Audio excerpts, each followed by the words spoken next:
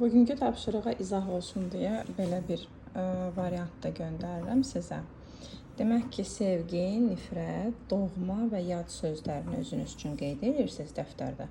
Amma bu qədər yaxın-yaxına yazmayın, hətta hər səhifəyə birini qeyd edə bilərsiniz. Sağında isə, məsəl üçün, sevgi əməkdaşlıqdır, sevgi birlikdir, sevgi qayğıdır və s.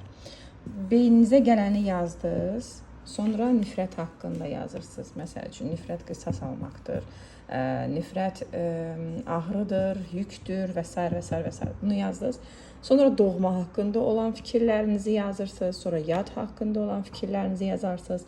Hətta sözlərdən başqa rəngləri belə yaza bilərsiniz, hansı emosiyaları qeyd eləmək olar. Məsəl üçün, bu rahatlıq, məsəl üçün, sevgidə rahatlıq qeyd eləmək olar, nifrətdə narahatlıq qeyd etmək olar, rənglər qeyd etmək olar, heç bir fərqi yoxdur. Yəni, beyninizə nə gəlsin, onu yazırsınız. Daha sonra hər gün ondan sonra açırsınız, baxırsınız ki, məsəl üçün, sevgi sözünə nə əlavə eləyə bilərəm? Nifrət sözünə hansı mənanı, hansı fikri əlavə edə bilərəm? Doğmaya ya da nə əlavə edə bilərəm?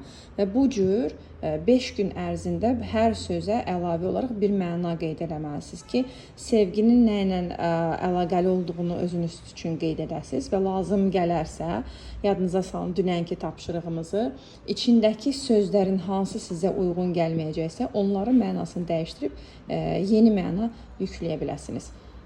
Tam izah aydın olmadısa, suallarınızı verin, izah edin.